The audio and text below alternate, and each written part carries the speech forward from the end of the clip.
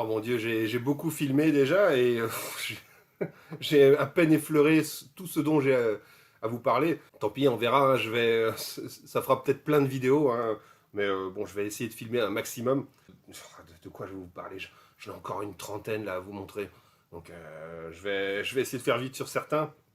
Il y en a d'ailleurs, j'ai parlé tout à l'heure de la planète des singes et de ceux des nouveaux. Et je me suis résolu à prendre, j'ai trouvé à 3 euros voilà, ouais, chez Affairs, l'original de la planète des singes.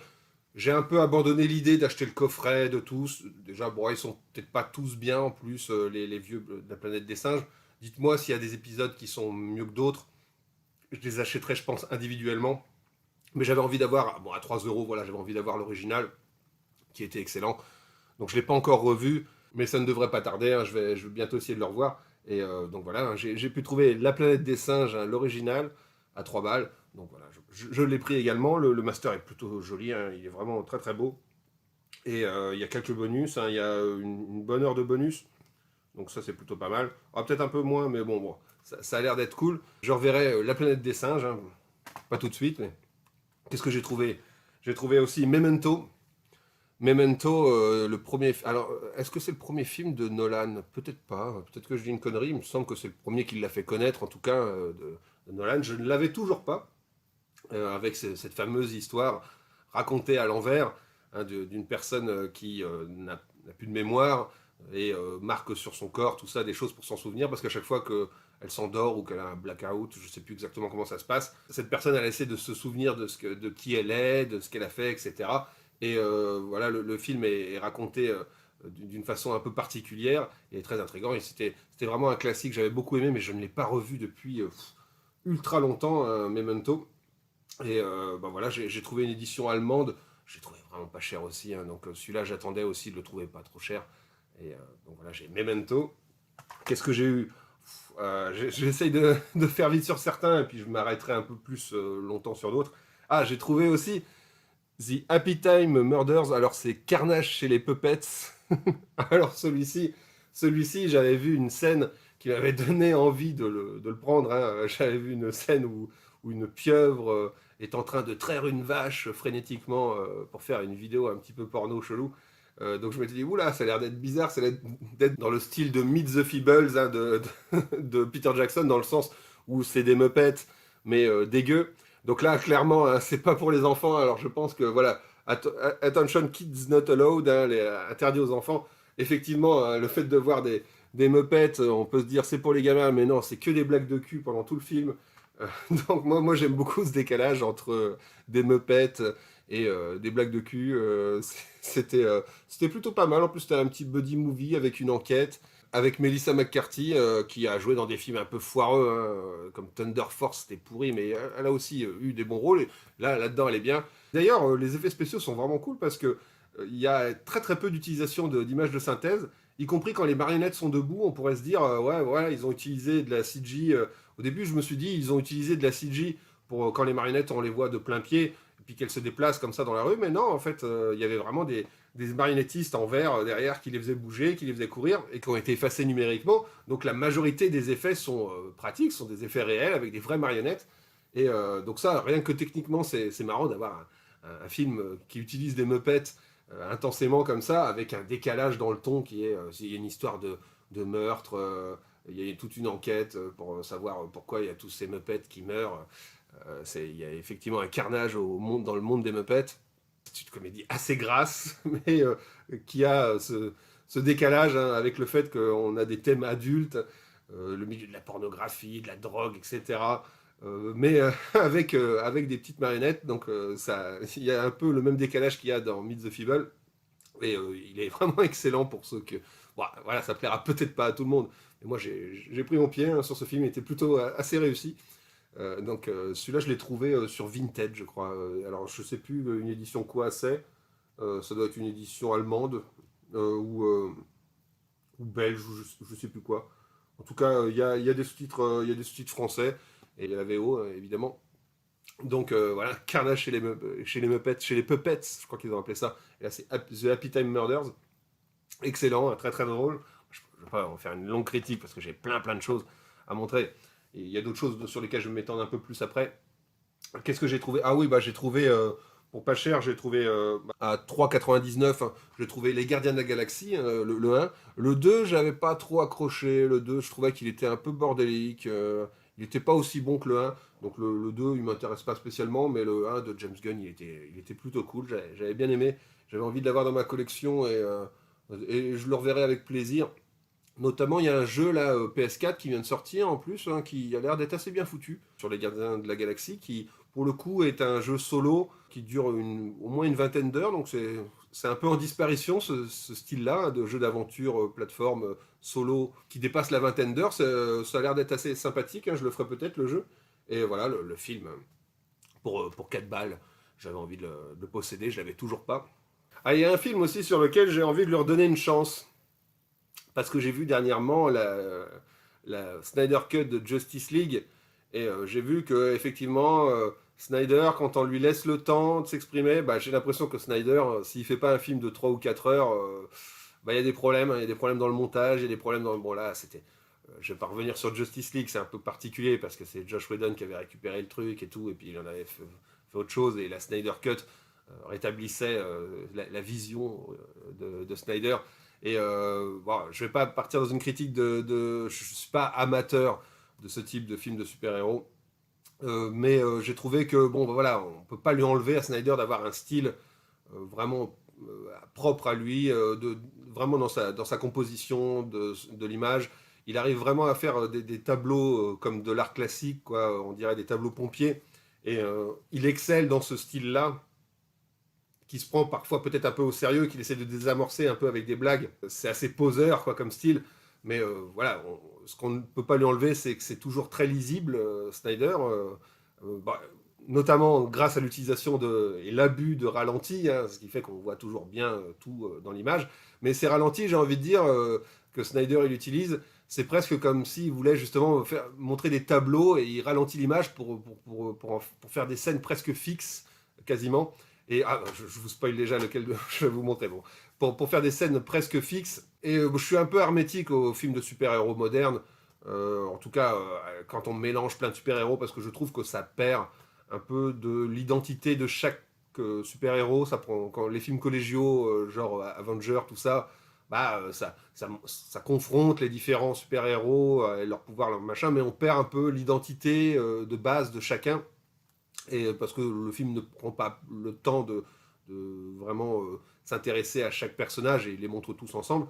Et c'est souvent un peu le souci, et c'est pour ça que je trouvais que dans la Snyder Cut, bah, le fait que ça prenne beaucoup plus son temps d'introduire un nouveau personnage, là, avec Cyborg, bah, ça passait, voilà, il y avait des bonnes choses. Et il y avait un film, donc, bon, bah, je vous l'ai déjà spoilé en vous le montrant vite fait, c'était Batman versus Superman, que j'avais pas aimé du tout quand je l'avais vu. J'avais trouvé que le montage était...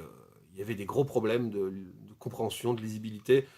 Ça partait un peu dans tous les sens. Et évidemment, apparemment, c'est parce qu'il a été un peu charcuté.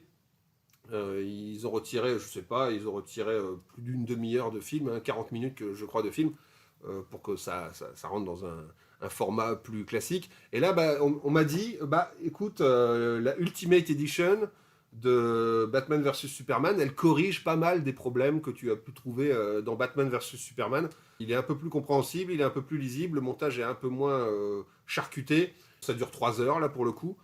Bon bah je vais redonner une chance parce qu'il y avait quand même des qualités, hein, il y avait des choses qui m'avaient plu, hein, mais j'avais trouvé le film bordélique. Et peut-être que cette édition sera, ouais, voilà, ils disent 30 minutes supplémentaires non vues au cinéma. Bah, peut-être que ces 30 minutes vont aider à boucher un peu les trous qui se sentaient dans l'histoire. Parce que j'aime bien Ben Affleck en Batman, et je trouve qu'il fait un bon Batman, hein, le côté un peu bourru, ancien, qui commence à en avoir un petit peu plein le cul. Et Henry Cavill, j'aime bien aussi, donc je vais lui redonner une chance dans sa version Ultimate Cut. Est-ce que c'est l'équivalent de la Snyder Cut pour Justice League, je ne sais pas, c'est ce qu'on m'en a dit, hein. On m'a dit que voilà, le film était quand même mieux dans cette édition-là, dans cette version-là. Donc je vais redonner un visionnage. J'ai essayé de le proposer à ma femme, j'ai essayé de dire, toi t'es sûr que tu veux pas revoir la version longue? Il paraît, il dit, oh non c'est bon, 3 heures de ça, c'est bon, la première fois je me suis déjà fait chier. Bon bah je le regarderai tout seul, mais bon, voilà. On verra si ça rattrape un peu l'opinion que j'ai de Batman versus Superman. Apparemment, cette version longue est très bien. Puisqu'on est dans les longs films, alors celui-là, je l'ai pas encore revu. J'avais plutôt bien aimé, hein, j'avais trouvé peut-être aussi un peu bordélique, parce qu'il se passe dans plusieurs époques différentes. Ça raconte des histoires dans plusieurs temporalités qui se relient au fur et à mesure. Mais avec la hype du prochain film, j'allais dire de leur prochain film, mais non, il n'y a qu'une des réalisatrices qui va réaliser le prochain, avec Matrix 4. Là, je me suis dit, bon, bah, je vais essayer de revoir Claude Atlas. Et Claude Atlas, j'avais plutôt bien aimé, hein. Ça partait un petit peu dans tous les sens, mais il faut que je le revoie parce que j'en ai un assez vague souvenir. Et là, bon, je l'ai trouvé à 1,99 €. Donc, bon, je vais lui redonner une chance, mais j'ai pas encore eu le temps de caser. Je crois qu'il fait 3 heures, hein. J'ai pas, ouais, il fait 3 heures. J'ai pas eu le temps encore de le revoir, hein, mais dites-moi ce que vous en pensez de Claude Atlas, hein. Il me semble que c'était plutôt un bon film et qui développe un peu les thèmes chers au Wachowski, hein, que tout est lié à travers les âges, à travers les personnes, tout ça. Cette idée d'une conscience commune, machin, c'est quelque chose que... J'ai essayé de voir la série Sense8, j'ai un peu décroché. Apparemment, c'est un peu le prototype de Sense8, on va dire, Claude Atlas, pour certains. Sense8, j'ai un peu décroché, mais là, Claude Atlas, en format d'un film, voilà, je pense que ça me plaira peut-être un peu plus. Bah, je le reverrai, hein, il me semble que c'était plutôt un assez bon film avec des bons acteurs. Effectivement, il y a 6 histoires. Ouais, d'accord, donc ouais, c'est carrément dans 6 temporalités différentes, 6 histoires qui sont reliées, avec Tom Hanks, Halle Berry. Ah, bah, je disais l'autre jour, Halle Berry, j'ai jamais trop vu jouer bien dans un film, mais peut-être que dans celui-là, elle est pas mal, bon, on verra. Claude Atlas, je l'ai pris, hein, pour 2 balles. J'ai toujours la même chaise qui grince, hein. Ça n'a pas changé, ça fait 1 an que j'ai cette chaise dégueulasse. Mais bon, envoyez-moi plein d'argent que j'achète une nouvelle chaise. Je promets de ne pas le mettre dans une PS5. Donc, autre film très long et très bordélique. Ça va être compliqué. Là, en plus, je dis j'ai pas beaucoup de temps, mais j'ai des films qui sont difficiles à parler, hein, pour certains. De Richard Kelly, un film qui n'avait pas fait l'unanimité parce que Richard Kelly avait beaucoup marqué avec Donnie Darko, ça avait beaucoup plu, et il est revenu avec un film très difficile à appréhender, hein, je dirais, c'est Southland Tales. Alors Southland Tales, je l'avais acheté là dernièrement, je l'avais acheté en France, et il était défectueux. Donc là, finalement, bah, je l'avais ramené au magasin et j'ai fini par le retrouver, une édition américaine ou anglaise, je sais plus. Non, ça doit être une édition anglaise. En tout cas, il est toute zone. Non, ça doit être américain. C'est un américain toute zone. Mais bon, il y a le style français, il y a tout ce qu'il faut. Je l'ai revu là dernièrement, hein, Southland Tales. C'est très difficile de parler de ce film parce que on va dire, que c'est une satire politique sur la fin du monde. Un petit peu, bah, Donnie Darko, c'était un petit peu ça aussi, mais là c'est plus un espèce de patchwork de choses qu'il y a dans la société américaine. Et le film a un ton un peu particulier parce que c'est une comédie, mais il y a également des éléments de science-fiction, des éléments de satire politique, et on a l'impression que ça part vraiment dans tous les sens, on ne peut pas trop comprendre ce que ça raconte, mais au final c'est vraiment un espèce de gloubi-boulga de la société américaine et des thématiques qui occupaient la société américaine à cette époque-là, au début des années 2000, avant l'élection de je ne sais plus quel président. Il y a vraiment dedans plein de thématiques qui sont intéressantes. Justement, ça montre un pays qui est divisé entre les libéraux et les conservateurs. Et ça les montre, il y a les néo-marxistes dedans, hein, qui reprennent sans vraiment comprendre Marx. Donc ils tirent à boulet rouge à la fois sur la gauche et à la fois sur la droite. Il y a aussi le côté de la surveillance généralisée, avec toute une société qui contrôle tout, tout est filmé, tout le monde est filmé, on contrôle tout. Dans ce pays, il y a un petit côté Big Brother. Il y a des snipers, hein, qui sont embusqués en haut des toits, des maisons, si jamais il y a un souci qui s'apprête à tirer sur les gens. Et ça va être une sorte de tableau presque fantasmagorique. Il y a un petit côté presque lynchien dedans, hein, parce qu'on a l'impression vraiment d'être dans un rêve dans ce film-là. C'est à la fois, ça montre une société... c'est un peu de la science-fiction dans le sens où ça montre, c'est dans le futur, hein, pendant une troisième guerre mondiale, on va dire, il y a des gros problèmes de terrorisme, il y a une bombe nucléaire qui a explosé au Texas, il y a la société qui s'est crispée autour du terrorisme et qui a légitimé, on va dire, la mise sous surveillance de toute la population. Donc il y a une réaction par rapport à ça. On voit une espèce de sénatrice qui est devant plein d'écrans, qui peut voir toute la population. Il y a des choses sur les vétérans de la guerre, il y a des choses sur la pornographie qui est décomplexée, avec un talk show présenté par une actrice porno qui parle de sujets de société avec plusieurs actrices porno. Et ça va suivre le personnage joué par The Rock, hein, par Dwayne Johnson, qui va être amnésique et qui va écrire un scénario. C'est un acteur qui écrit un scénario, et ce scénario, il est prophétique, il ressemble à ce qui risque d'arriver, que la Terre est en train de ralentir, et si les gens deviennent de plus en plus dingues, c'est parce que la Terre commence progressivement à se ralentir, hein, et que ça va arriver à la fin du monde. Et c'est lié, cette chose-là, à la découverte d'une nouvelle façon de gérer l'énergie, parce que ça parle aussi de la crise énergétique, de la dépendance du pays avec le pétrole, avec de l'énergie quantique, machin, je sais plus quoi, une énergie infinie, qu'ils appellent le fluide quantique ou je sais plus quoi. Voilà. Il y a un inventeur génial qui invente une façon d'être indépendant en termes d'énergie du reste du monde, parce que c'est une grosse problématique qu'ont les États-Unis avec leur implication au Moyen-Orient. C'est un film qui vraiment donne l'impression de partir dans tous les sens, d'être assez onirique à certains moments, mais qui arrive, je trouve, à survoler toutes les thématiques dans une espèce de satire politique, toutes les thématiques qui entourent la culture américaine dans les 20 dernières années, avec y compris cette fameuse scission entre les pôles gauche et droite qui se radicalisent quoi, un petit peu, et qui deviennent un peu des caricatures l'une de l'autre. C'est très très difficile de parler de ce film, parce que c'est vraiment, vraiment un film fourre-tout.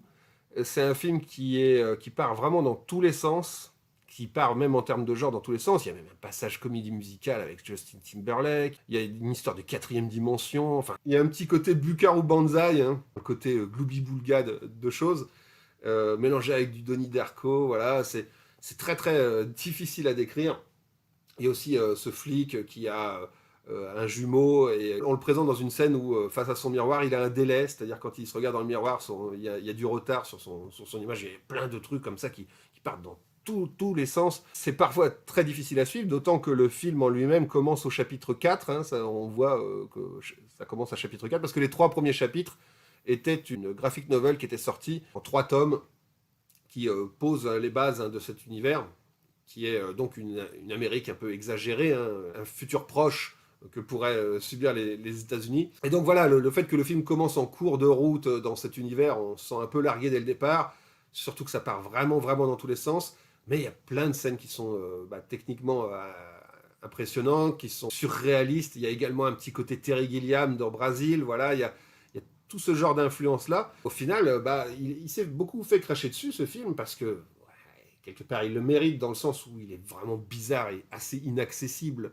On a l'impression de ne rien comprendre. Les acteurs qui ont bossé sur ce film-là, il y en a certains qui disent que c'est la première fois qu'ils acceptaient un rôle où, quand on leur a donné le script, ils n'ont rien compris. Ils n'ont rien compris au script, mais ils ont quand même voulu jouer dedans parce que ça avait l'air intéressant. Mais quand ils ont joué les scènes, ça leur paraissait clair, parce que le réalisateur, Richard Kelly, en tout cas, dans chaque scène individuellement, les intentions, il savait les véhiculer de manière claire aux acteurs, et les acteurs savaient quand même ce qu'ils étaient en train de faire sur le moment, mais l'ensemble qui est tellement... et je pense que c'est quelque chose qui est volontaire dans le style, hein, c'est-à-dire que ce côté bordélique, cette société américaine tiraillée par toutes ces thématiques, ça crée vraiment un véritable bordel, et ce véritable bordel qui mène à la fin du monde, j'ai envie de dire que la forme est au service du fond. L'ensemble, aussi incohérent et aussi barré soit-il, ça donne quand même une satire assez perspicace, hein, assez fine sur la société américaine. De partir dans tous les sens, c'est aussi la société américaine elle-même qui part aussi un peu dans tous les sens. Et on a vraiment l'impression d'un gros zapping avec même visuellement, hein, il y a des scènes en 3D. On voit une scène où il y a 2 voitures qui s'accouplent, où il y a le pot d'échappement qui baise l'autre pot d'échappement. Enfin, c'est n'importe quoi. Il y a plein d'images où c'est vraiment n'importe quoi. Ce surplus d'informations, de séquences, tout ça, donne un tout très original. Finalement, c'était un film qui était peut-être beaucoup moins accessible que Donnie Darko, mais Donnie Darko, au final, il était aussi difficilement accessible. Je dirais surtout dans sa version cinéma, parce qu'il manquait pas mal de choses. La version Director's Cut de Donnie Darko est peut-être plus claire. Celui-ci, je pense qu'il va laisser sur le carreau beaucoup de gens, mais il est intéressant. Il est intéressant à décortiquer, il est intéressant à revoir, je pense. Moi, finalement, j'en suis sorti en étant satisfait, hein. J'ai trouvé qu'il y avait beaucoup de choses, ça part vraiment dans tous les sens, mais finalement, le film traitait de beaucoup de choses, hein. Il est assez long, il dure presque 2 heures et demie. Et je le conseillerais, hein, Southland Tales, hein. C'est pas un ratage, hein, c'est vraiment un parti pris assez audacieux. Il faut le voir comme une satire politique de la société américaine qui part un petit peu dans la SF, un peu barré, et avec un ton en décalage permanent, qui a des moments très drôles également. C'est un film assez original et peut-être qu'il pourrait devenir culte. Il faudrait que plus de gens lui redonnent sa chance. Ah bah en termes de film culte, alors celui-ci, c'est ma femme, c'est pour ma femme. C'est ma femme qui le voulait, mais moi j'aime bien aussi. Je l'ai trouvé à 6 euros et quelques dans un Affairs, et je le trouve pas souvent pas cher, parce que souvent on trouve le remake qui est nul à chier apparemment. Lui on le trouve, alors on le trouve à 1 ou 2 balles dans les Easy Cash, mais l'original, bah, il a un petit côté culte, hein, notamment en France, ça a été pas mal réhabilité entre guillemets par Brice de Nice. C'est Point Break, Point Break de Catherine Bigelow, hein, et sur l'univers du surf, et voilà, avec un agent infiltré qui va infiltrer l'univers du surf, et voilà, il y a pas mal de scènes assez contemplatives sur la, la mer, assez mystique là-dessus, tout en ayant des braquages et tout. Et celui-là, ça fait super longtemps que je l'ai pas revu, Point Break. J'ai envie de le revoir, et c'est ma femme qui me dit: ah oui, Point Break, faut qu'on l'ait, t'es fou. Donc oui, Point Break, je suis content, c'est ma femme qui l'a pris, hein, pour une fois, c'est elle qui paye un truc, hein. Elle m'a acheté des beaux trucs aussi, mais voilà, je dis: bah écoute, c'est ton film, c'est toi qui le prends. Enfin, je vais le revoir, un Point Break, hein, je suis super content de l'avoir, et de l'avoir trouvé pas cher, hein, au final, hein.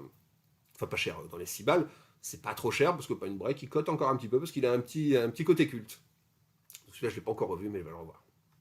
Ma femme a pris Point Break, et moi j'en ai trouvé un autre que j'ai eu beaucoup de mal ça fait longtemps que je l'avais dans ma wishlist. Alors je sais pas ce qui se passe, pourquoi est-ce qu'il est si rare. Je crois que la dernière fois que j'avais regardé sur Amazon, il était à 80 balles ou 70 balles, je sais plus.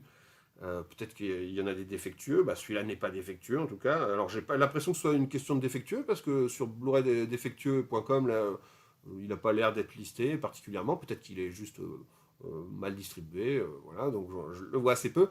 C'est Copycat. Copycat avec Sigourney Weaver. Moi j'avais beaucoup aimé ce thriller à l'époque. Alors pareil, hein, je parle de mémoire parce que c'est un film de John Amiel. C'est ce type de thriller comme Le Silence des Agneaux. Voilà, c'est thriller policier avec un tueur en série là qui est un copycat, hein, qui copie des crimes d'autres personnes. Et je ne m'en rappelle plus, hein, je ne me rappelle plus. D'ailleurs, ils disent, hein, le thriller le plus intelligent et captivant depuis Le Silence des Agneaux. Donc voilà, il le compare. Je me souviens qu'à l'époque, il avait pas mal comparé à ça. Il était sorti dans la même vague, on va dire.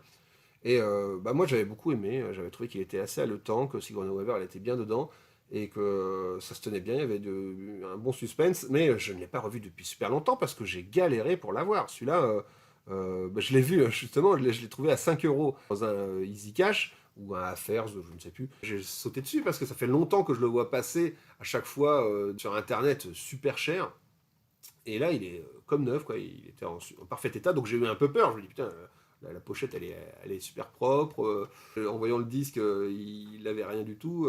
Je me dis, ça se trouve, il marche pas. Mais bon, s'il marche, donc je suis content.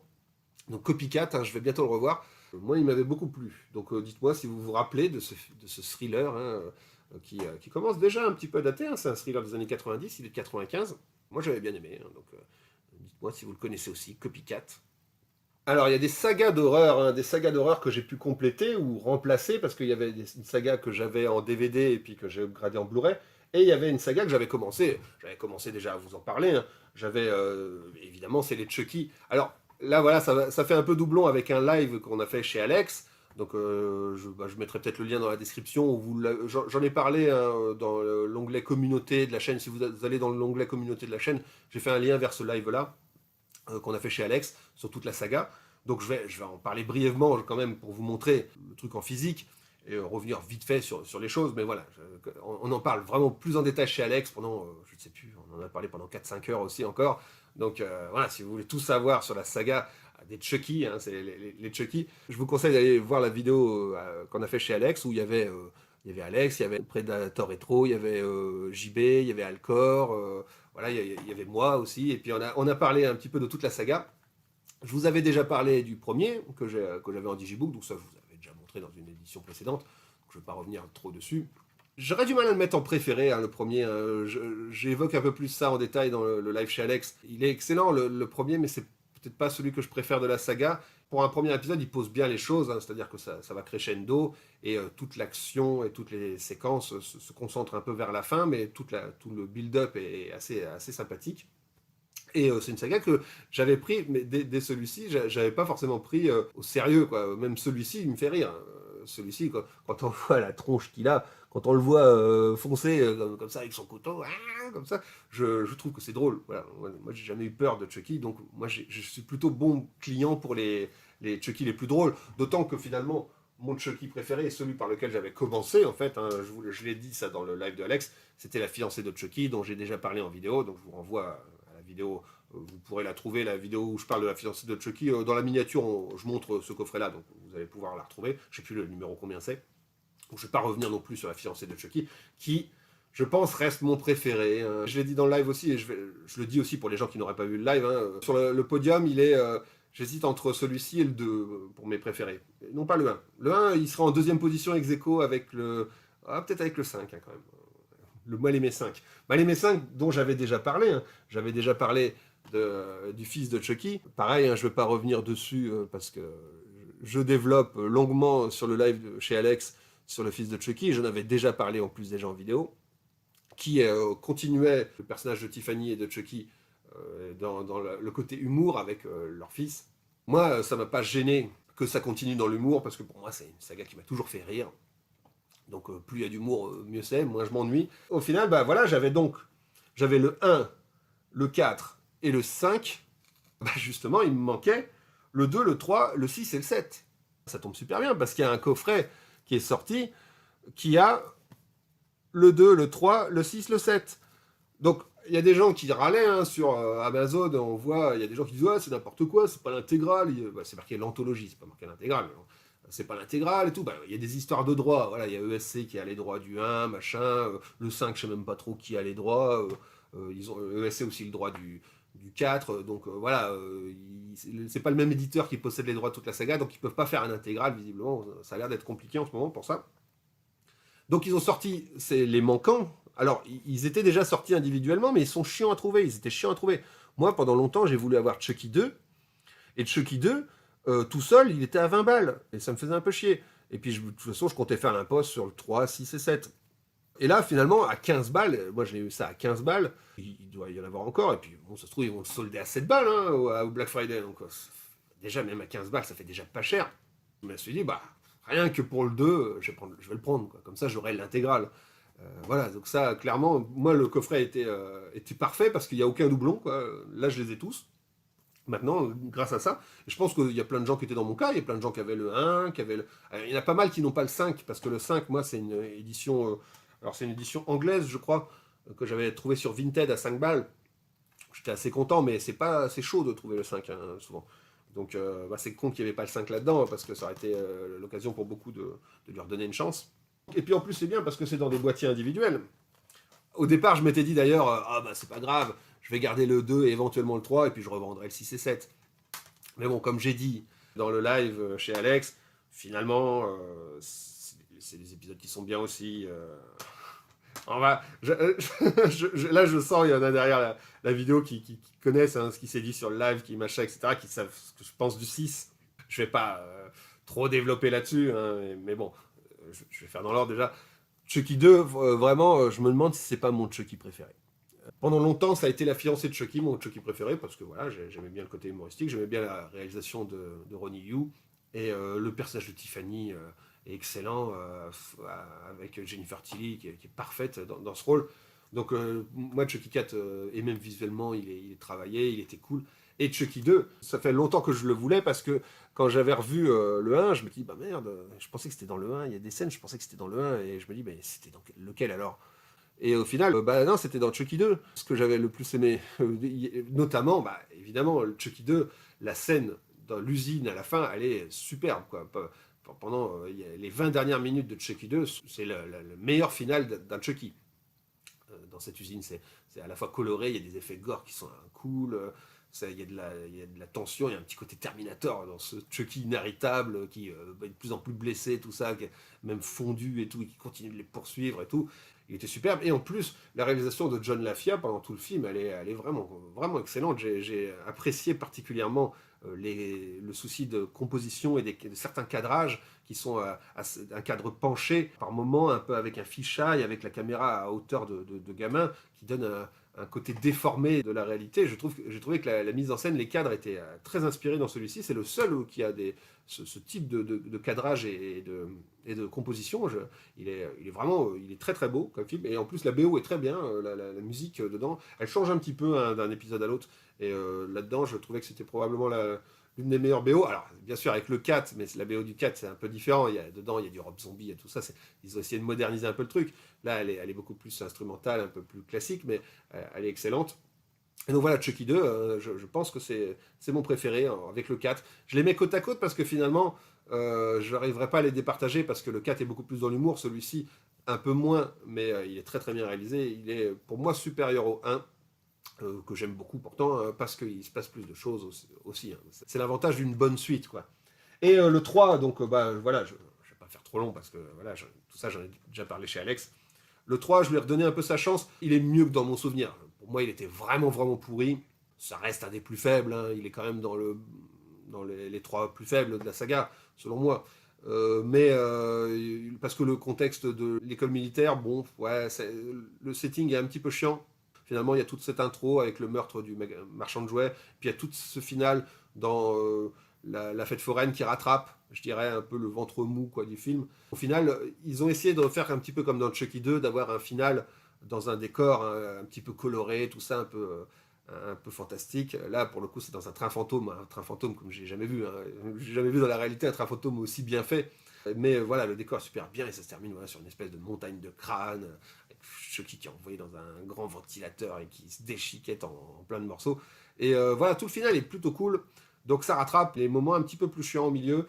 Mais bon, voilà, ça reste un bon film quand même. Enfin, un bon film. Moi, avec ma femme, on a du mal là-dessus parce que moi, à chaque fois, je dis, ah, c'était un bon film. Ouais, c'est un nanar quand même. Je dis, ouais, si tu veux, un nanar, ouais.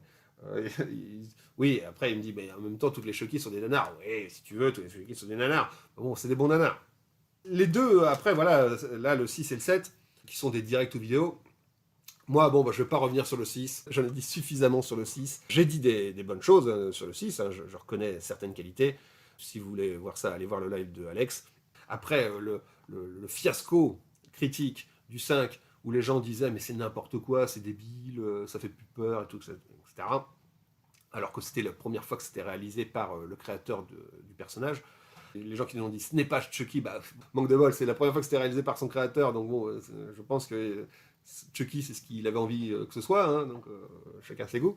Moi ça m'a plu, mais et donc voilà, il y en a plein qui avaient râlé, qui trouvaient voilà, qu'il fallait que ça fasse un peu plus peur. Moi ça m'a jamais fait peur, hein. Des poupées qui tuent, je trouve ça ridicule. Donc voilà, moi je préfère quand c'est drôle. Donc là, je me suis un petit peu plus ennuyé dans le 6 quand ça essaye de faire de la peur, parce que la peur, ça marche pas sur moi. Là. Mais là, c'est maladif. Quoi. Là, j'ai vu, je sais plus quel autre film d'horreur j'ai vu avec ma femme. On a trouvé tous les... non, les Freddy, il n'y a rien qui fait peur. Mais si, oui, j'aurais à dire ça pour Freddy 7, parce que justement, il essaie de refaire un peu plus peur, et il fait pas peur du tout. Donc, moi j'ai pas peur dans les films d'horreur.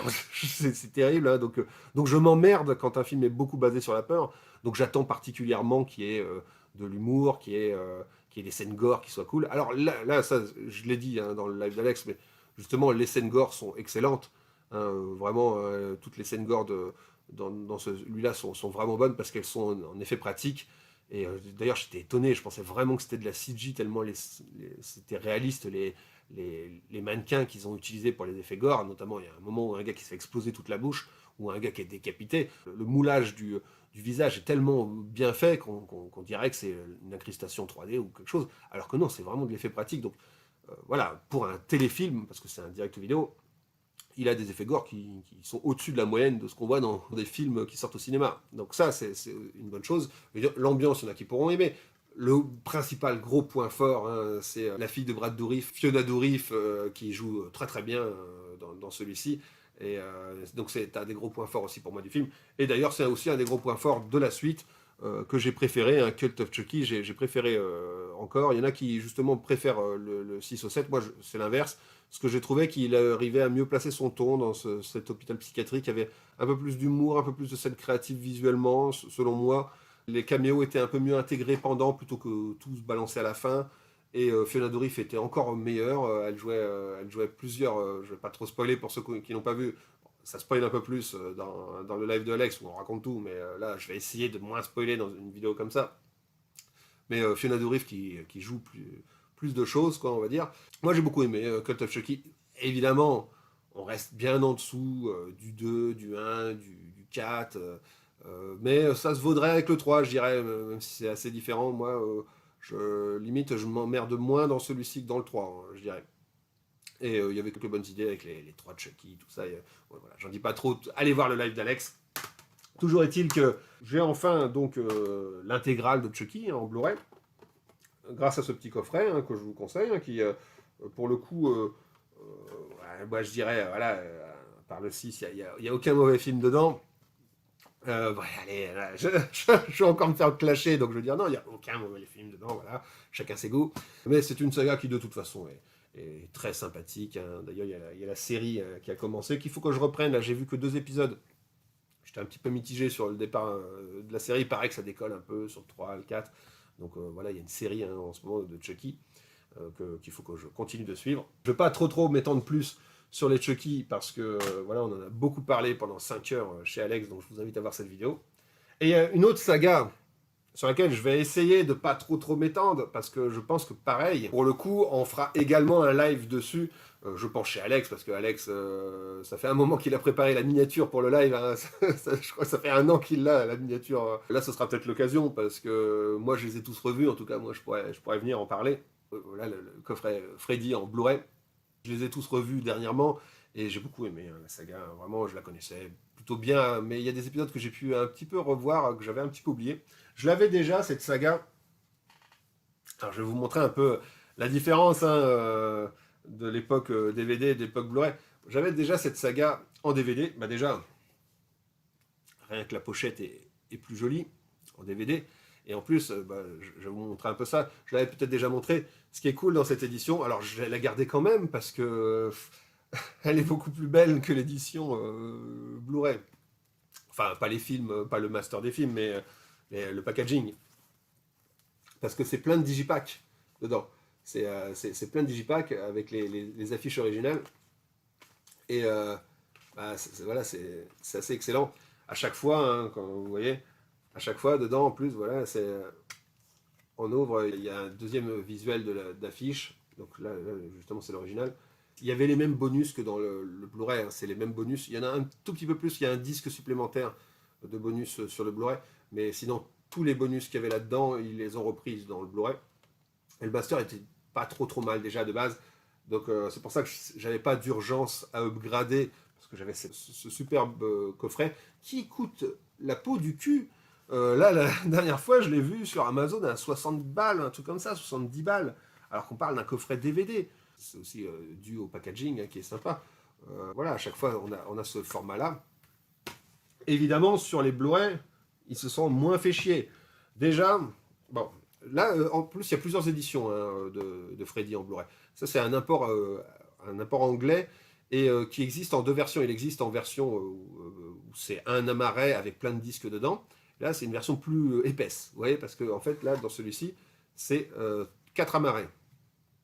Alors, 4 amarrets, il y a quelque chose qui est un petit peu particulier dans cette édition. Alors voilà, ça c'est le gros défaut, c'est les mêmes pochettes. C'est la même pochette pour chacun. Et en fait, devant, en plus, il n'y a rien pour les différencier. Hein. Il n'y a même pas le numéro qui est marqué devant. C'est marqué sur le côté pour savoir lequel c'est. Et derrière, quoi.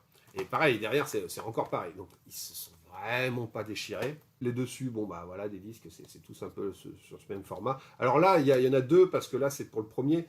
Là, il y a le DVD de bonus et il y a le premier en Blu-ray. Mais après ça, il y en a 2 par Blu-ray. Comme pour Vendredi 13, ils avaient fait ça. C'est-à-dire que là, dessus, là, par exemple, le 6 et 7, je prends au hasard, voilà, il y a un disque, mais au début, on choisit lequel des deux films on veut voir, si c'est le 6 ou si c'est le 7. Ils ont réussi à faire tenir à chaque fois. Bon, les films sont pas longs, hein, ils font 1h30 chacun, à part le 7. Donc ils ont réussi à faire tenir à chaque fois. Et les bonus, à chaque fois, il y a quoi? Il y a une demi-heure maxi de bonus pour chaque film, sauf pour le 1 où il y a beaucoup plus de bonus.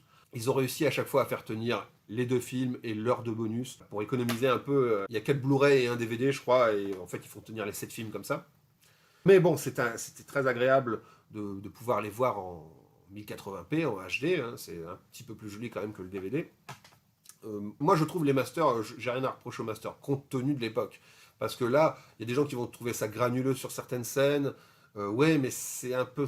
Le cinéma d'horreur des années 80-90, c'était beaucoup cette image-là. Hein.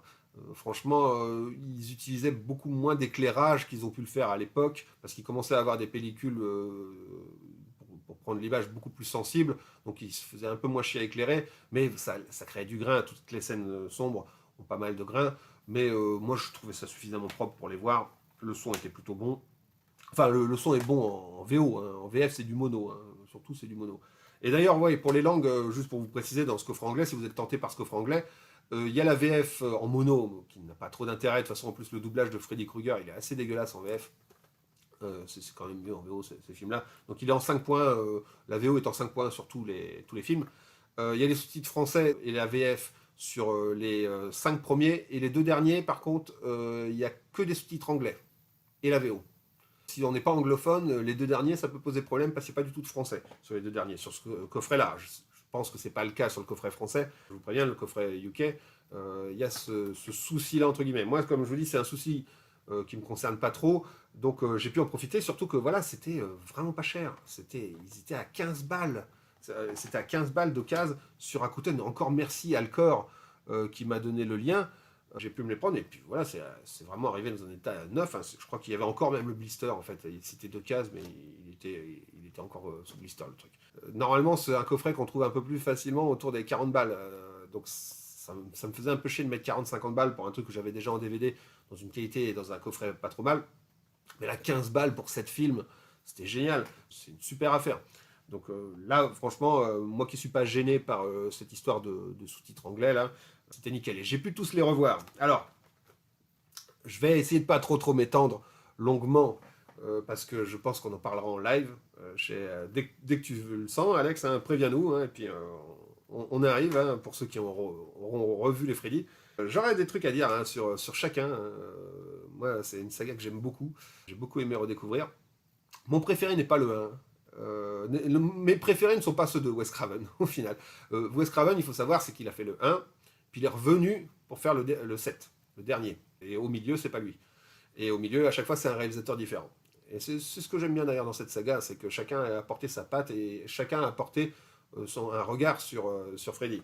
Le premier, j'aime beaucoup. Finalement, plutôt que de vous montrer les Blu-ray, je vais utiliser les DVD pour vous les montrer parce que c'est tous les mêmes pour le Blu-ray. Les Griffes de la Nuit, le premier, j'aime beaucoup. Il place le concept du personnage. Les effets sont simples mais ingénieux. Notamment, parmi les effets les plus ingénieux, c'est quand Freddy traîne un corps au plafond. Et en fait, ils ont carrément fait toute une pièce qu'ils pouvaient retourner. Et donc voilà, ils ont retourné toute la pièce tout en laissant la caméra fixe. On donne la personne va sur le mur puis sur le plafond. Et c'est quelque chose qui a été utilisé dans La Mouche, notamment comme effet spécial. Pour le coup, l'effet marchait super bien. Quand Freddy passe dans le mur, on voit dans la tapisserie, il est derrière la tapisserie comme ça. Ça, ça a beaucoup été fait en image de synthèse après. Je vois dans Fantôme contre Fantôme, c'est utilisé en image de synthèse, ce genre d'effet. Ça a un petit peu vieilli, justement. Dans le remake de Freddy, ils ont refait ça, mais en image de synthèse. Et c'est dégueulasse, ça sert à rien, c'est nul. Ce qui était génial, c'était à quel point c'était ingénieux et simple. Ils avaient simplement tendu une toile en spandex au-dessus du lit. Et puis il y avait quelqu'un derrière le spandex là, qui passe à travers. Et après, par une astuce de montage, ils ont fait que Nancy, elle tape sur le mur et puis qu'on voit que le mur est en dur. Et voilà, c'est un effet de magicien, quoi, en fait. Et c'était très ingénieux de faire de tels effets. Mais les apparitions de Freddy, on n'est pas dans les délires visuels qu'on a pu voir après dans la saga. On est dans quelque chose d'assez primitif en termes de peur. Et je pense que beaucoup qui préfèrent celui-ci l'ont préféré justement pour son côté plus simple, au final. Et bah, aussi, l'actrice qui joue Nancy était excellente aussi dedans. Heather Langenkamp qui jouait très bien là-dedans, qui joue également dans le 3 et puis qui est revenu aussi dans le 7. Et son personnage était très très bien. Il y avait Johnny Depp aussi qui était super jeune. Pour le coup, elle se laissait pas faire, Nancy. Hein. C'était pas du tout juste la demoiselle éplorée. Elle avait un certain caractère. Voilà, le premier, il fonctionnait extrêmement bien. Donc il y a vraiment aucun souci. Moi, j'aime beaucoup, mais c'est pas mon préféré. Alors, le deuxième n'est pas non plus mon préféré. Alors, il est où le deuxième? Le deuxième, c'est La Revanche de Freddy. Oui, c'est la Freddy 2. Freddy 2, on en parlera. Freddy 2, on en parlera. Alors, dans mon souvenir, c'était vraiment le plus nul. Il était nul à chier. Il n'avait rien à voir avec Freddy. C'était une honte pour moi. Et quand je l'ai revu, j'ai beaucoup aimé. En fait, j'ai beaucoup aimé. Et notamment pour son sous-texte sur l'homosexualité refoulée. Qui, alors, c'est compliqué. Apparemment, j'ai pas encore vu. Il y a un documentaire qui parle de ça, justement. Pas sur les disques, hein, un truc en plus, un film qui est sorti, The Scream Queen, je crois que ça s'appelle, qu'il faut que je vois sur l'acteur, voilà, qui a visiblement eu un passage à vide après ce film, parce que ce film, Freddy 2, a été reconnu et accepté dans la communauté LGBT comme étant l'un des meilleurs films LGBT qui existent. Et effectivement, je ne sais pas comment on peut voir ce film sans voir le sous-texte sur l'homosexualité refoulée. Le réalisateur dit que c'était involontaire, mais ça a l'air d'être un peu plus compliqué que ça. Hein, dans le script, tout ça, il y en a qui disent oui, il y avait un sous-texte, machin, mais il y a des litiges sur qui a la paternité de certaines idées, machin. Voilà, faut que je creuse un petit peu tout le contexte. Mais non, oui, on peut pas s'empêcher de penser à ça dans ce film, quoi. Il y a des scènes qui sont très très gaies de toute façon dedans. Il y a des scènes, il y a une scène dans la douche où son prof de gym, qui d'ailleurs est en cuir moustache, là, limite Village People, qui se fait attacher par Freddy à la douche, puis ça enlève son costume, on le retrouve cul nu, et puis ça lui fouette le cul. Il y a des scènes comme ça, il y a des. Il y en a plein. Franchement, le sous-texte homosexuel dedans est extrêmement appuyé, c'est tout le long. Notamment bah, le fait que ce soit un personnage masculin, pour le coup. Hein, normalement, c'est toujours des personnages féminins dans les Freddy hein, qui sont en proie par Freddy. Mais là, voilà. Mais je trouve que bah, quand on le regarde avec ce sous-texte, c'est justement vachement intéressant parce que bah, y a plein de choses qui collent bien avec le principe de l'homosexualité refoulée. Parce que le personnage est en proie, il est tourmenté par Freddy dans ses nuits, tout ça, et qui essaye de le pousser à tuer, tout ça, et il essaye de réprimer cette espèce de pulsion. Ça colle avec ça, mais ça donne un film, effectivement, qui a beaucoup axé sur l'aspect psychologique de Freddy, plus que fantasmagorique. Et d'ailleurs, il y a beaucoup d'écueils par rapport au principe de Freddy. Mais on peut pas le... parce que voilà, on dit Freddy, il attaque dans les cauchemars, si tu meurs dans les cauchemars, t'es mort. Voilà, on a compris que c'était ça, le principe de Freddy. Le réalisateur de celui-ci, bah, faut pas lui en vouloir non plus, parce qu'il voulait faire un 2, il savait pas qu'est-ce qu'il fallait qu'il garde, quoi, en fait. Il avait envie d'explorer le personnage, d'explorer le principe entre les rêves, ce qui se passe dans le mental, etc. Et donc, bah, oui, on voit Freddy passer dans la réalité de temps en temps, on voit Freddy passer par lui pour commettre les choses, tout ça dans la réalité. Donc c'est plus un film d'horreur psychologique, peut-être beaucoup moins fantasmagorique que les autres. Mais voilà, on savait pas quoi faire pour faire une suite. Ils ont corrigé le tir avec le 3 en respectant après à chaque fois cette mythologie autour de Freddy, ces règles qu'impose la saga. Mais je trouve que bah, il se laisse bien voir, il y a quelques scènes qui sont vraiment bien foutues. L'interprétation est plutôt bien. Et il est original, en fait. Le deux est vraiment à part. Il a une ambiance très particulière. Il a ce sous-texte sur l'homosexualité qui peut paraître complètement déplacé dans cette saga-là, mais qui, pour le coup, colle. Hein. Ce qui est marrant, parce que dans Chucky, il y a quelques trucs sur l'homosexualité, bah, parce que son créateur, Don Mancini, est homosexuel. Mais dans la série, il y en a encore plus, hein, des éléments là-dessus. Mais finalement, la saga Freddy et la saga de Chucky hein, contiennent les deux des allusions à l'homosexualité. Rien que pour ça, le 2, il vaut le coup. Mais voilà, là où pour moi, Freddy commence, avec les griffes du cauchemar. Voilà. Celui-ci, ouais, ce serait mon préféré peut-être. Hein. Il est vraiment excellent, Freddy 3, parce que là, pour le coup, il a vraiment, avec ce groupe de gamins, voilà, qui sont tous des victimes de Freddy, qui apprennent à combattre Freddy en trouvant des super pouvoirs à chacun qu'ils peuvent avoir dans le monde des rêves. Et il y a des superbes images, des superbes effets spéciaux, et de tout style en plus. C'est-à-dire qu'il y a de la stop motion, il y a des effets pratiques qui sont cool, il y a des incrustations dans l'image qui sont vraiment marquantes, il y a des décors qui sont... Là, pour le coup, quand on explore le monde des rêves, on voit... Moi, c'est ce que je reprocherais un peu. Ah, je peux pas le reprocher au 1, parce que le 1, c'est normal qu'il parte pas là-dedans. Mais je pourrais le reprocher au 7, justement. Parce que le 7, justement, il est reparti à quelque chose de plus proche du 1. Il a un peu dégagé tout ce qu'il y avait avant, même s'il fait plein de fanservice sur la saga, le 7. Il a un peu dégagé tout cet aspect ultra coloré, presque parfois comme un dessin animé. Hein. Des fois, la saga est partie très très loin dans le côté dessin animé, j'en reviendrai après. Mais celui-ci, effectivement, c'est peut-être celui qui fonctionne le plus avec ses personnages. Les personnages sont attachants. Et en plus, il y a un acteur que j'étais content d'avoir dedans. Déjà, il y a Patricia Arquette, hein, qui joue dans True Romance aussi, qui joue dedans, qui malheureusement ne reprend pas son rôle dans la suite. Hein. Ça a été dommage. Elle n'a pas voulu revenir, mais bon, tant pis, hein, c'est pas grave. Celui-ci est réalisé par Chuck Russell, qui a réalisé Le Masque avec Jim Carrey. Il y a Laurence Fishburne. Il y a également aussi l'acteur qui joue dans Body Double. Moi, j'aime beaucoup Body Double de Brian De Palma. Et c'était super agréable de le voir dedans. Je ne sais plus comment il s'appelle cet acteur d'ailleurs. Je l'ai beaucoup aimé dans Body Double. L'acteur principal de Body Double, il joue dedans le professeur. Et donc c'était un plaisir de le voir aussi. Et donc il y a Nancy en plus qui revient dedans, dans celui-ci, avec un autre type de rôle. Là pour le coup, elle va apprendre aux jeunes à se défendre de Freddy, tout ça.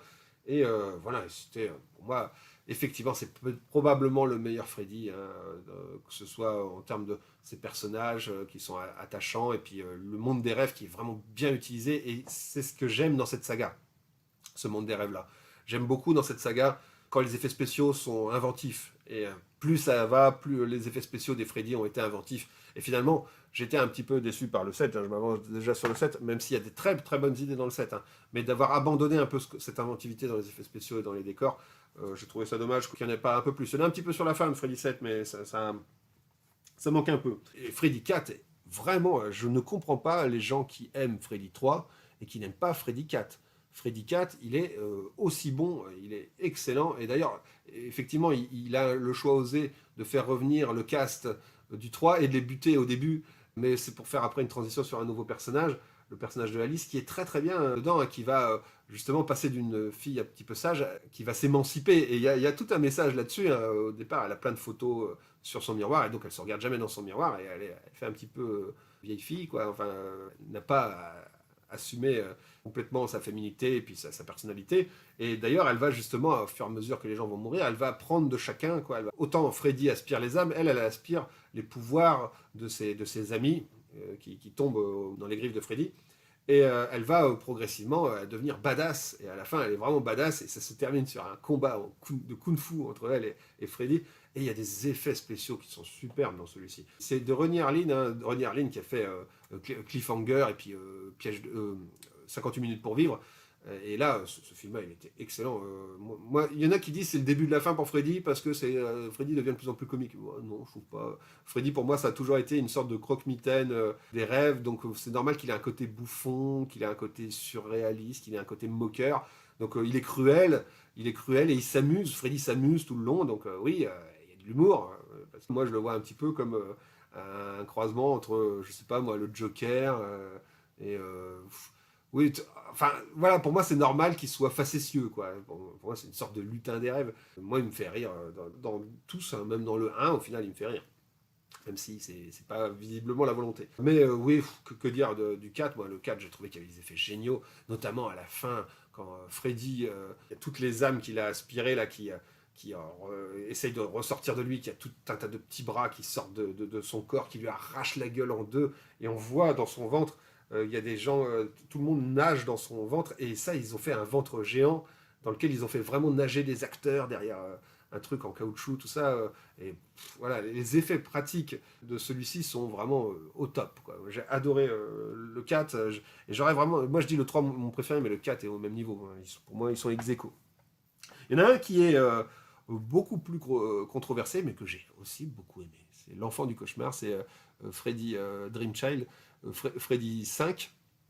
Alors celui-ci de Stephen Hopkins qui a fait Predator 2 qui était sympa. Et Perdu dans l'espace, bon, il y avait des bonnes choses dans Perdu dans l'espace.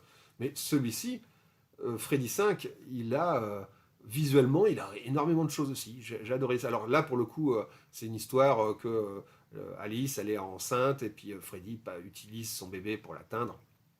Et, euh, il va y avoir pas mal de choses sur la peur de que son enfant soit possédé et tout ça. Et ça va creuser un peu plus le lore de Freddy avec ce qui lui est arrivé, l'histoire de sa mère, de comment il est né, qu'est-ce qui lui est arrivé. Et il y a plein de visuels qui sont superbes dedans aussi. Et pour le coup, il y a des effets. Il y a des effets en stop motion encore, il y a des effets vidéo aussi, ce qui change un peu, hein, des effets vidéo, notamment dans la scène de l'échographie, tout ça. Et il y a des décors qui sont super beaux, notamment il y a une scène qui fait référence à Escher, avec les escaliers, un petit peu comme dans le Labyrinthe, et qui est superbe. Il y a plein de trucs excellents. L'ambiance est assez énorme. Et j'avais vu des gens dans des tops qui le descendaient totalement, qui le mettaient même dernier, en disant que le montage c'était n'importe quoi. Mais justement, j'adore le montage de ce film parce que le montage de ce film, il fait que le rythme est très très particulier parce que ça passe sans arrêt d'un environnement à un autre, ça passe d'une scène à l'autre comme ça. Et il y a vraiment cette ambiance qu'on peut retrouver dans un rêve. Il y a quelque chose de très fantasmagorique dans le montage, dans le fait de passer d'une chose à l'autre comme ça. Le fait que le montage, qui est plein de faux raccords, qui soit fouillis, qui soit non naturel dans le montage, je trouve que ça colle parfaitement à l'univers. Et il y a des séquences qui sont super bien montées, notamment la séquence avec la moto, tout ça, la façon dont ça s'enchaîne et tout. J'adore la façon dont c'est monté. D'ailleurs, la séquence de la moto, elle est cool parce que il y a un côté un petit peu comme dans certains films gore japonais qui utilisent aussi du stop motion, comme Tetsuo ou les trucs qu'on peut voir dans Tokyo Gore Police, des trucs comme ça. Il y a cette moto où tous les câbles et tout rentrent dans la peau du gars et puis il bouge la tête et qu'il fasse plus qu'un avec la moto, tout ça. Il y a un côté qui est presque japonais dans ces effets-là. Il y a plein de séquences qui sont vraiment cool. Je l'ai trouvé vraiment excellent. C'est ce que j'aime voir dans Freddy, en fait, ces imageries un peu bizarres, un peu fantasmagoriques. C'est ce que j'aime le plus voir dans Freddy, quoi. Freddy 6, c'est plus compliqué. Freddy 6, pour le coup, mais il est pas mauvais. Franchement, Freddy 6, effectivement, dedans, Freddy, pour le coup, c'est un cartoon. C'est c'est un cartoon complet, quoi. Là, pour le coup, il y a des trucs qui font explicitement référence à un cartoon. Quand il pousse un truc de pique là, pour le personnage qui va tomber dessus, c'est le coyote de Bibi et le coyote, hein, là, dessus. Il y a même à un moment, il y a la sorcière de l'Ouest. C'est pour le coup, voilà, c'est un dessin animé, Freddy 6. Le jeu d'acteur est pas ouf, mais il y a toujours quelques séquences qui sont cool. C'est censé être la fin de Freddy. Donc effectivement, la fin, elle est volontairement réaliste. Alors, notamment, elle était censée être en 3D. Alors il y a quelques effets dégueulasses justement dans celui-ci, mais justement c'était parce que c'était en 3D et ils voulaient faire un truc, donc ils avaient des limitations par rapport à la 3D, donc ça a un petit peu gâché certains effets spéciaux de la fin. Et d'ailleurs la fin est dans la réalité, dans le réel, donc elle est moins fantasmagorique que ce qu'on a pu voir dans les Freddy, donc ça c'est un petit peu dommage. Mais pendant le film, il y a plein d'effets sympas, comme le gosse qui se retrouve dans un jeu vidéo, la Freddy qui s'amuse avec lui à le bouger comme un Mario dans un jeu vidéo. D'ailleurs, il y a même des phrases directement en référence à des pubs de jeux vidéo. À un moment, il a le Power Glove carrément, Freddy. Donc évidemment, c'est n'importe quoi. Ce film, c'est n'importe quoi. C'est des gens qui ont décroché justement que ça aille si loin. Mais moi, je trouve qu'il reste marrant. Il y a une petite ambiance Twin Peaks dedans aussi, dans cette ville où il n'y a plus d'enfants, où tous les adultes ont l'air tous un peu chelous. J'ai pas mal aimé le 6, même si voilà, il est en dessous du 3, 4, 5. Ouais, 3, 4, 5, moi je dirais, c'est l'apogée de Freddy pour moi, c'est 3, 4, 5. 6, ça commençait à se casser la gueule, et ça s'est cassé la gueule pendant longtemps. C'était fini. De toute façon, c'était censé être la fin de Freddy, il était tué. Et c'est pour ça que Wes Craven est revenu pour Freddy 7. Et Freddy 7, il y a des bonnes idées. Freddy 7, c'est un peu un prototype de Scream. Il y a ce côté méta, que les acteurs jouent leur propre rôle d'acteur, que les films Freddy, dans la réalité, où le monde où les films Freddy existent, il y a même Wes Craven qui joue le rôle de Wes Craven, qui écrit le scénario de Freddy 7. Ça suit donc en plus Heather Langenkamp. J'arrive pas à retenir son nom de famille. L'actrice qui jouait Nancy, qui reprend son rôle, parce que bon, préférait jouer avec Wes Craven. Hein, d'ailleurs, elle a accepté le 3 en pensant que ce serait réalisé par Wes Craven, et puis bon, elle s'est engagée, donc elle l'a quand même fait. Mais voilà, elle voulait que jouer dans ceux avec Wes Craven. Donc là, elle est revenue. Bon, évidemment, j'ai pas cité le nom Robert Englund. je vais me faire engueuler si je ne parle pas de Robert Englund dans Freddy. Bah évidemment, oui, voilà, Robert Englund dans Freddy, que dire, il est parfait tout le long, et il est nickel. Et là, justement, Robert Englund joue Robert Englund, le personnage, l'acteur. Et donc chacun prend un petit peu comme dans Chucky 5 ou un petit peu comme dans Scream 2. Il y a ce côté-là d'un univers où les films existent et les acteurs jouent leur propre rôle. Freddy va essayer de passer des films à la réalité. Voilà, ça va être un peu le principe. Par le gamin qu'a l'actrice, qu'a celle qui joue le rôle de Nancy, qui joue là son propre rôle. Elle a un gamin qui devient de plus en plus chelou, qui fait des cauchemars bizarres. Bon, le gamin, ouais, il s'en sort pas trop mal pour un gamin, mais il y a des fois où moi j'ai du mal avec les gamins qui font des têtes d'horreur ou qui disent il vient me chercher. Enfin, les gamins qui essaient de faire peur dans les films, ça marche pas sur moi. Donc peut-être il y a des gens, ça les terrifie. Moi je trouve ça un peu ridicule. Bon, voilà, c'est comme ça. Et, notamment, il y a un moment dans l'hôpital où il se retourne, il fait comme ça. Il a une tête vraiment nulle, on dirait qu'il vient de faire caca dans son froc. Voilà, bon bref, voilà, je suis pas amateur des gamins dans les films d'horreur. Bon bref. Finalement, le fils de Freddy dans le 5 m'avait pas spécialement gêné, mais là, bon, c'était pas terrible. Parce que ça essayait de faire peur et d'être sérieux, et c'est difficile d'être sérieux avec des gamins qui essayent de faire peur. Bon, voilà. Chacun ses goûts. Il reprend pas mal d'effets, hein, notamment la langue dans le téléphone, là, la personne traînée au plafond. Il reprend quelques effets qu'il avait fait dans le 1. Ce qu'il y a de mieux finalement dans Freddy 7, c'est tout ce côté méta qui est sympa. Ça montre même la New Line, ça montre les locaux de la New Line, ça montre même le producteur Bob Shaye qui joue son propre rôle. Pour ceux qui connaissent un petit peu la production du film, qui ont vu les documentaires, tout ça, c'est marrant de voir tous les gens qu'on a vus en interview, les producteurs, les machins, jouer leur propre rôle. Donc ça, c'est vraiment un fan service qui est plutôt cool. Ce retour à l'horreur, il est pas mal. Finalement, le film est assez moderne, hein. Il ressemble pas mal à Scream sur pas mal de points. Donc il est de son temps, il est de son époque. Je pense que c'était une réponse à ceux qui trouvaient que c'était un peu trop chelou, les Freddy. Donc il est un petit peu léger sur tous les effets fantasmagoriques. Il est un petit peu à la fin pour faire un petit peu de fanservice aussi. Ça essaye un peu de contenter tout le monde, mais il y a quelques longueurs, hein, parce que c'est largement le plus long des films. Il fait 1h50, je crois. Donc clairement, le film voilà, est un petit peu mou dans ces séquences un petit peu horrifiques. Quand ça se passe à la fin dans un univers plus fantasmagorique, c'est un peu vite expédié, donc ça c'était un petit peu gênant. Ça, je trouvais que c'était pas le meilleur pour moi, clairement. Il y en a plein qui disent les meilleurs c'est les deux de Wes Craven, je suis pas du tout d'accord. Pour moi, c'est le contraire, c'est plutôt le milieu 3, 4, 5. Derrière viendrait l'original, évidemment. L'original, je le mettrais peut-être quand même au-dessus du 5. Ouais. Et ça, on verra tous ces détails-là quand on fera un live chez Alex. On verra le top. J'aurai le temps d'ici là de penser le truc. En tout cas, c'est une saga qui, pour le coup, y a aucun, pour moi, il n'y a aucun mauvais épisode. Je dirais le plus faible, ce serait quand même la fin de Freddy, hein, le 6. C'est quand même le plus faible, faut pas déconner. Ouais, d'accord. Ouais, il est quand même vraiment, vraiment nanar. Mais le côté dessin animé, en tout cas, qui a gêné beaucoup, m'a pas gêné, moi, dans Freddy 6. C'est plus que gros. Il y a des séquences un petit peu. C'était le premier film de la réalisatrice qui a bossé sur tous les Freddy.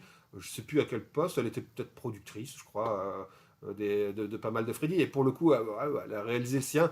C'était la première fois qu'elle réalisait un film, donc on peut excuser le fait qu'il y a pas mal de maladresse dans la mise en scène. L'essentiel, c'est qu'il y ait quelques séquences fantasmagoriques, des trucs rigolos, des visuels. Moi, c'est ce que j'aime le plus voir dedans. Donc, au moins, il n'était pas chiant à voir, quoi, le 6. Il était plutôt pas mal. Donc, voilà. Freddy. Voilà, le coffret Freddy. Maintenant, je les ai en plus en Blu-ray, donc c'est cool.